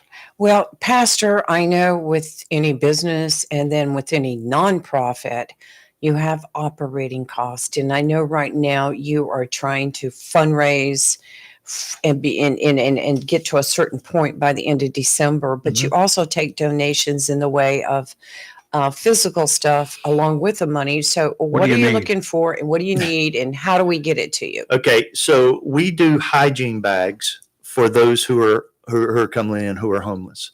Within the hygiene bags, it's got the major hygiene items. Starts with soap. Yeah. Soap, toothpaste, toothbrush. I mean, it goes all the way down. If they need razors, if they need shaving cream, we've got it. Then we fill the bag with snack items. So they get a bottle of water. We try to do a can that has a pop top like SpaghettiOs, ravioli, Right. They can eat it something right they from can the eat. can. You Right. eat it from the can. Energy bars, all of those things, crackers, Mm-hmm. MREs. We need plenty of MREs. Hey guys, Wow. instead of selling those that you don't use, instead of burying them Yeah. in the field so you don't have to tote them home, Yeah, Tom, I if know- you're listening, I know a place. that you give them to. Yeah, Right. 1038. And they don't expire right away either. Yeah, we're giving them out, and one of the biggest things what we do is on Fridays we give out multiple, so they get some through the weekend Good. because the soup kitchen doesn't run on Saturday. I didn't know that. Yeah, they don't, so they have to fend for themselves, and so we Hmm. try to give them something. Now they Good do grief. have something on Sunday, but we try to give them something that's good protein, good. Okay, how do they calories. reach you? How's the best way to reach you? They can come by 1038 Henderson Drive. They can reach us on our website, h2oministries.org. And then we have two numbers, but the one to get is for anyway is 910-378-7908. And so we also need tents, sleeping bags, umbrellas, hats, beanies, gloves, I Coats. have a brand new tent I'll bring you. Just get some coats that you're not going to use anymore. hand warmers. Folks, Mhm. let's be real here. I know that every one of you out there, you got more coats in your closet because you buy fresh ones. Yes, because I have a few of those got to have too. my new coat this year. I got to have my new kids' coat this Mhm. year. Mhm. They outgrow the things. Mhm. They don't wear them out. They outgrow them. Mhm. Get them to somebody that can use them. Yeah, hand warmers, those air activated hand warmers. We give them. There's two right there you can take with you. We give them and we tell them to put them in your gloves and put them in your shoes. Right. Oh, yes. We also have something that we're giving out is socks. Socks. We have thermal blankets. Right. So they traps about 90% of their heat that we tell them. So we also give out blankets, twin size blankets, single blankets, anything that you could get. We make sure when someone comes in and they're telling us they need these things, they got them right then. Will you accept like gently used Yes. items like that? 'Cause Gently used. I go to thrift stores a lot, and Yeah. I'll pick up like brand new comforters and Oh, blankets yeah, for they're all there. a couple of dollars. So Now, if anybody wants to give financially, we are trying to raise $30,000 by the end of the year. Right. That because what we're also our goal in starting for next year is we run until 12 o'clock.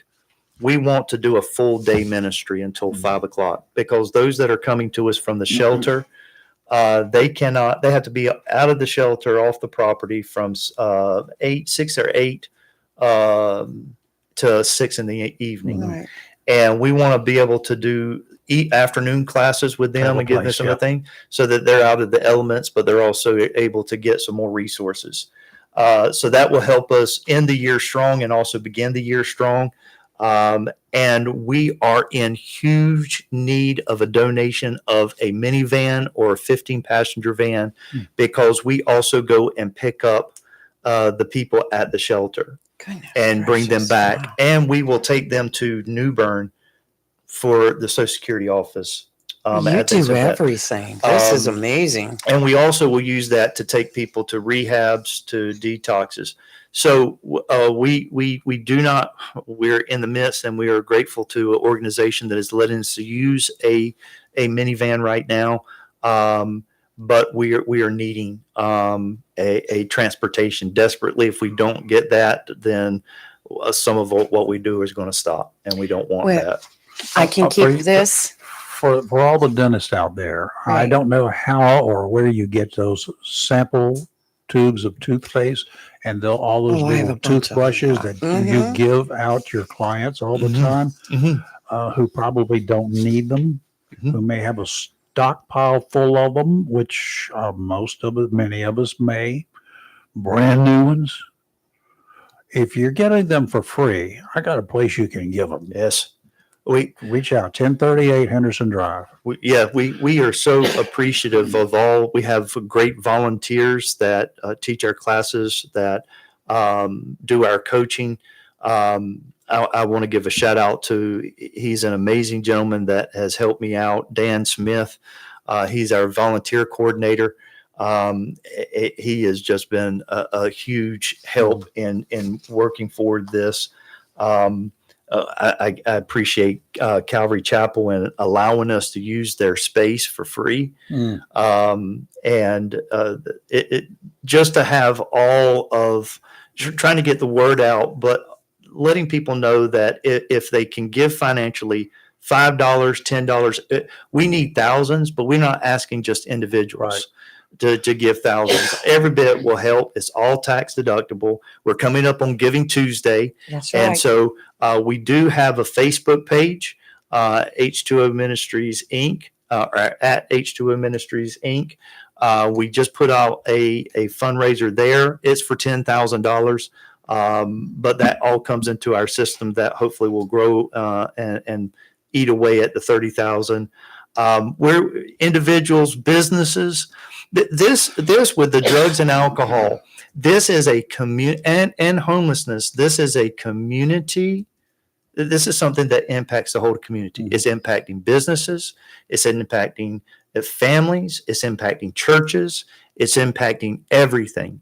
And we need to come together because they're going to be with us. And someone asked me, kind of give me an idea of the homeless rate in Jacksonville or Onslow County. You can't, because those who only identify as homeless is I think right now from last year's, it's 0.12% of the population in Onslow County. But that amounts to a lot of people. It amounts to a lot of people. A small percentage. There's still lots of people. There's still lots of people, but we're also in a transient, right? So we have homeless that are moving from Pender, New Hanover, Craven. They come in and out. Yep. And everybody, and this is the other thing I want people, we're trying to make contacts with other ministries like Hem of His Garment, Swansboro, Master's Touch, Sneech Ferry, Richlands Outreach. So, because a lot of times what people have is, oh, someone's homeless here in Sneech Ferry or Swansboro. Let's send them to Jacksonville. That's where the resource is at. Do not do that. Right. Because all you're going to do is send them to another homeless situation. Yes. Because we only have one shelter. And they're doing as much as they can. They have limited beds. They have limited space. They are working hard. But unlike other cities and other counties, we only have for the whole county one shelter. And so when people send them to Jacksonville thinking they're going to get the resources, they're going to end up homeless here in Jacksonville. And so what we're wanting to do is to work along with those various communities to say, how can we get resources to y'all where those individuals are at, instead of bringing them into Jacksonville and stressing out, stressing them out, but putting an extra burden on our system. Right. Wow. Tommy, we appreciate what you do. We would love to have you back again, too. I did not realize that you were this involved. So, and, of course, getting started in the Sneeze Ferry area is kind of like home to me, because that's actually where Well, Pastor, I will make my copies family came from. of every bit of this and do a separate post tonight. Okay. And put the word out. There's so much more here that we did not even cover. I mean, it's like everything. It is so, it's heartbreaking, because the stories that I hear, there's a lot of people, and then what's funny, because the ones who don't want help aren't coming. It's those who are really looking not for a handout, but for a hand up. And that makes a difference, and things are happening. But I also want to let people know, especially for families of those in addiction, there's help for you too. Right. We want to support them and help them be a better support for their loved one. They need to understand It's what their loved important. one's going through. So we'll provide counseling for them and support for them while their loved one is going through what they're going through. Good. So yeah, we're a lot going on.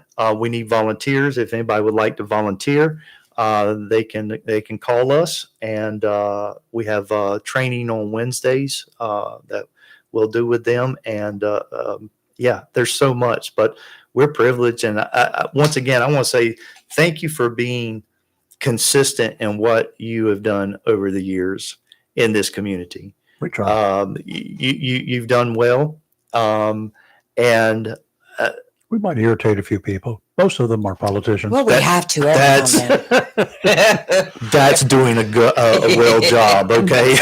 Hand grenades sometimes come in verbal. But I would love to sit down to any of the elected officials anywhere to see what we can do to help. But our thing is we want to keep the focus on the individuals. That every number that is a statistic is an individual. Mhm. They're created in the image and likeness of God, and they deserve to be shown a level of respect. There you go. And we want to show that to them.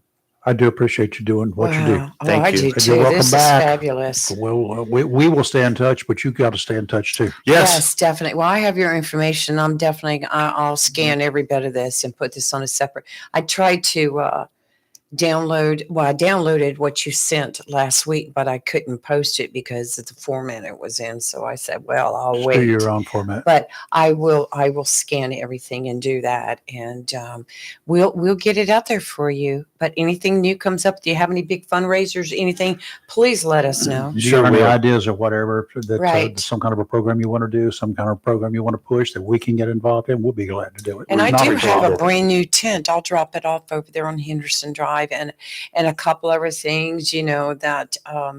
But when my sister and I go out thrifting, we'll look for some warm blankets and stuff. Yeah, we'll do that. There's never enough of that because they Right. go as soon as they hear we have them, they start going. Sure. Okay, you guys, Gosh, you so guys in the much. field with the MREs, and I know you take them and I know you sell them Mhm. because I've watched it on Facebook Messenger. You put it out for sale by the cases. You do this, you do that. If you're not going to turn those things back into where you got them from, Right. there's a good place for them. Well, I sent a message to Tom because he had a whole bunch of them at one time, and just sent him a MREs. message to let him know. Yes, he bought cases and cases of it. So You know where I get my he still has MREs? it. Where? At one of the big box stores. For a boater, you know what an MRE is? Mhm. It's a big thing of square nabs.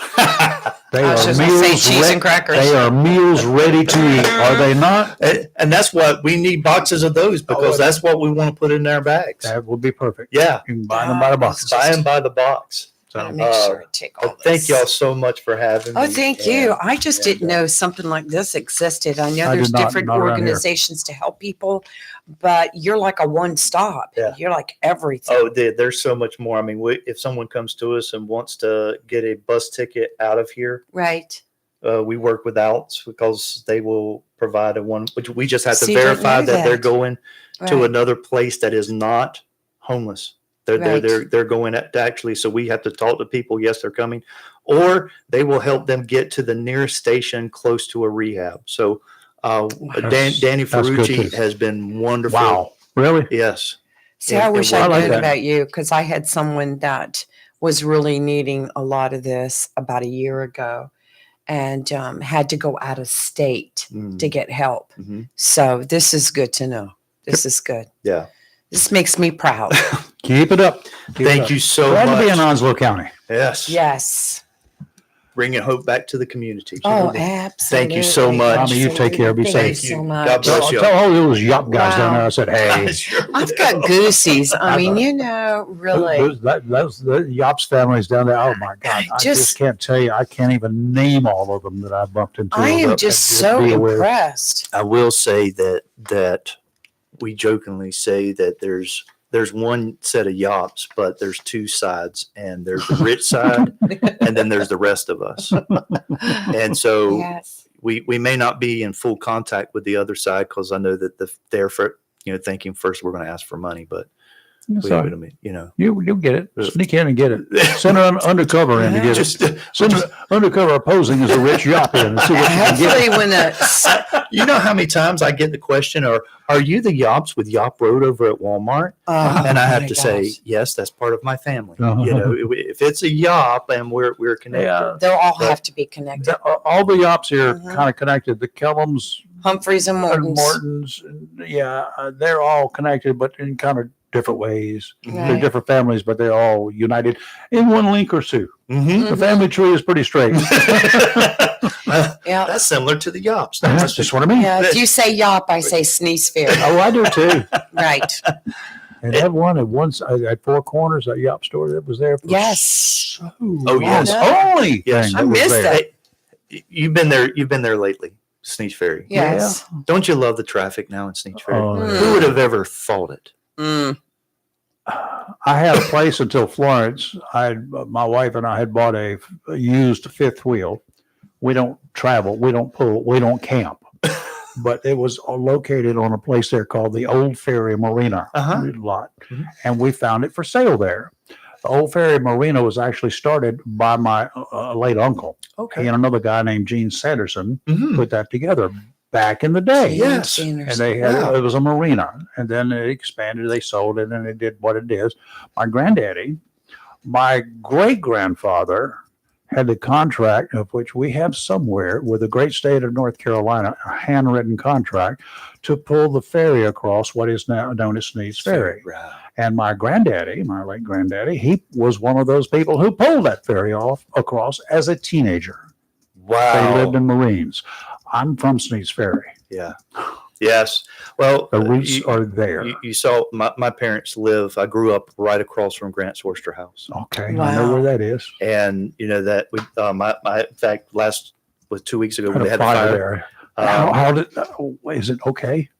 Yeah, they're still operating. They got started oysters? with it. Yeah, they Good still Lord, they as still long as were they doing get it. oysters. Yeah, they're still they're back at work.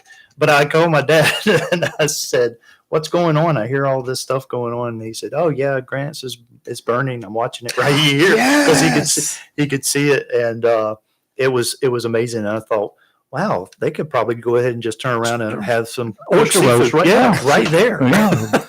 Just everyone bring your Firefighters, put this forks. fire out. We got some food for you. It's done. Yeah. Grass is on fire. Bring your But, forks. uh, Pretty much. They're Terrible.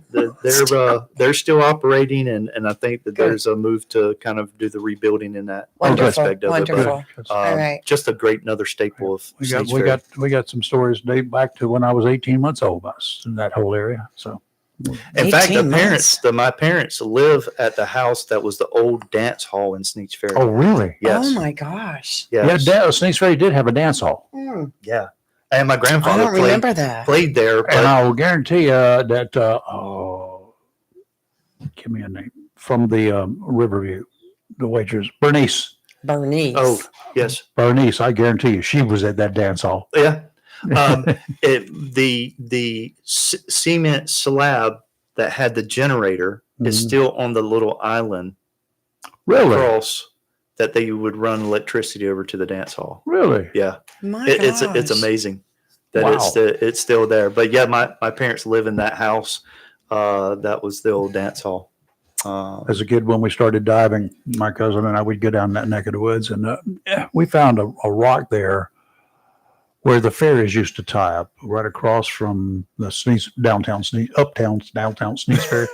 There were 3 sets of pilings there where the ferries, the barges going upriver would stop and tie up until the water was right or whatever. We started diving in that water. It was about 15, 18 feet deep because a friend of ours, a diver, told us they had the prettiest oysters down there, and they were too deep for the people with tongs to get. Tongs were the My only way you could get them in deep Mhm. water, and 15 to 18 feet of water will kill a man trying to work that deep with tongs. Yeah. We went down there and we picked them up. We were divers, made in the mid-60s, and we get all the prettiest oysters. Paul Huey bought our oysters. Mm. He paid us $5 a bushel for them, and he was selling other oysters for $3 a bushel. Wow. He sold ours for $8 a bushel. They were that pretty. They were pretty. Wow. Beautiful singles. The dance hall, my dad, when they renovated it, it was also a gas station at one point.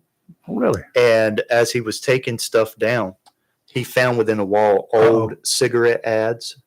Oh, my really? gosh. He has framed them. Almost, I that is guarantee really you were cool. there. It's an amazing just piece of history. What was there. that cigarette? I think it started with a C. Camel. I think one of them Camel was without the filter. I think he still had. I think one of them was still a Lucky's. Yeah, Lucky's were Lucky. always there. Lucky Strikes. LSMFT. You know what those letters stand for? No. Really? What were the letters again? LSMFT on the Lucky bottom. Strike. On the bottom of every pack of cigarettes. Oh, no. Light before you smoke them. Nope. Lucky Strike means fine tobacco. Fine tobacco. Oh, I That knew was, it a, was that was an something about ad Lucky back in the Strike. days when you could advertise on radio and TV for cigarettes. Yes. Yeah. Anyway, thank All you all right, Tommy, so thank much. you. Thank you so much, God bless Thanks for Pastor. the memories as well. Yeah, we'll look forward to We could talking have a to you good time again. here just talking about Sneeze Ferry. Yes. Great. We'll have to As get much through- of it as I could talk about. Help me. Thank you Don't so leave much. me. Don't leave me. Don't leave me. Oh, he's been there. Have a blessed It was Thanksgiving. all fun Y'all down have a there. blessed Thanksgiving. Thank you so much. Some of the greatest people in the world came from Sneeze Ferry or were at Sneeze Ferry. You know it. You know it. I'm just so impressed with this organization. Oh, that organization, H2O. This is- What a great my name. Gosh. Why had we not heard before? But we know I don't now. know. I got an email. I will be posting everything over the next day or two. I had to start cooking today, but I'll try to get it out tonight. But very impressive I organization. like it. I like and it. I look forward to donating. All right, we're going to be out of here tomorrow, but Yes, we are. I may step in and give you a weather report or something Sure. or whatever, but who knows? I may not. But let's real quick, like we didn't do the 8:20 weather, but All right. just for your planning purposes, y'all, National Weather Service saying unsettled boating conditions across portions of the area waters. Okay, happening now. Small craft advisory is in effect through this afternoon. That's going to be followed by a gale watch through tonight, this afternoon through this evening. Southwesterly winds today, 15 to 20 knots, increasing to 20 to 25, gusts to 35 this afternoon. That's big wind. Don't do it, okay? Seas 4 to 6 feet, sounds and rivers choppy, becoming rough this afternoon, patchy fog in the morning. Thanksgiving Day tomorrow, northwesterly winds 15 to 20. Stay home and eat a turkey, diminishing to 10 to 15 in the afternoon. Go in the afternoon, catch a speckled trout. Seas 2 to 4 feet, sounds and rivers remaining choppy Right. to start the day, then diminishing to a moderate chop in the afternoon. Northwesterly winds 15 to 20 on Friday. Pretty good day all the way around. Go do whatever you want to do. 2 to 4 foot seas. Oh, okay. I had to breathe for you. Partly sunny with a high near 78 today. Tonight, partly cloudy with a low around 40. Tomorrow, Thanksgiving Day, sunny with a high near 57. Friday, sunny with a high near 48. Dipping down Friday night to a low around 25. Hard freeze. Saturday, mostly sunny with a high near 49. So, Yeah, I got other news, but it's not worth talking about now. We'll save it till Friday. It'll hold. right. I had a great story too, but we'll save it. Yeah, We'll save it. we got some undated stuff, and you know, folks, if we hear about you and read about you and we talk about you on Friday, let it be good. Please let it Let it be just good. be people who've been to your place and have sampled whatever your turkeys are and how you did it, and let us know. Post on Facebook. Post on our Facebook pages tomorrow. When you're cooking your turkey, when you're having your crowds together, just write up a little quick story and post 2 or 3 pictures with it. Right. People right, like right. to see that. Right. I'll post it on there If because you right put- now. if Right. you get so blistered tonight and tomorrow morning that you take a frozen turkey out of the freezer and you put it in a vat of 375-degree oil, You're going to blow up. post the pictures of the fire department being there and the EMS units, okay? Because they're going to be there. The hole through your roof is where that ball of ice went through, I hope it's, oh, good Lord. either going up or coming down. Coming back down. If you're grilling, if you're doing grease fires, you're boiling a pot of oil, do not put it on your wooden deck. If you're at the beach, take it out into the sand and put a piece of plywood down or do something. Do not put anything with flames on your open deck. No. That will include your gas grill, because those things, if they're dropping any grease or anything down there, yeah, you're going to mess it up and it's going to catch Right. fire sooner or later. So many other things to consider too. Just think about this stuff. If you're cooking it in the oven, when you go to take it out, be careful because it's got a lot of grease and liquid in the bottom of that pan. That stuff can spill. If you can't lift it, get someone to help you. If you're 88 years old and you're trying to lift that out of the oven, go find the old man or find the grandchild. That's my strong suggestion. Just be safe tomorrow. Practice don't do safe dumb procedures. stuff. ERs get full of people on these days, and you don't need to be one of them. No. Hunters, it's a big time of season. Oh. It's a big time of the year. Mm-hmm. Thanksgiving, the day of, the day after, the Saturday after. Guys, you got guns. They are deadly. We got a report of a hunter Yep. in another state just last week that reached in his vehicle to pull out his weapon, and If you got a gun in your car, He you're shot going himself. hunting, unload it before you put Right. it in the car. Right. Open the chamber. If it's a semi-automatic or a Mhm. pump, if it's a semi-automatic, pull that bolt back with nothing in the magazine, and you can look at it and see there's nothing there, and leave it open. If you've got one with magazine that's fill it up like a rifle or whatever, take it out, pull the bolt back or pull it open, make sure there's nothing in the chamber, and leave it unloaded in your car. let's be careful. Double on the barrels, roads. single barrels, you know what Right. to do. Pump action, open that chain, open the slide, pop the pump back, open the slide, leave it open. Those shock And don't waves pick are up worn out. and don't pick up anything by the barrel. Just be careful tomorrow. Be careful on the roads. Be careful in the kitchen. Yeah, all of the above. We will see you Friday. Slow down, leave early. If you're there late, it's Mm-hmm. okay. You won't be the first person that's going to be late there. If you're late, you're probably still going to have other people coming behind you. Think about that. All right? Exactly. Okay, we will see you on Friday morning. Have a great rest of your day, and please, please, please, please, please be safe. Amen. Here live and local Real Talk, where we're awake, not woke, but I'm going to go take a nap. Bye.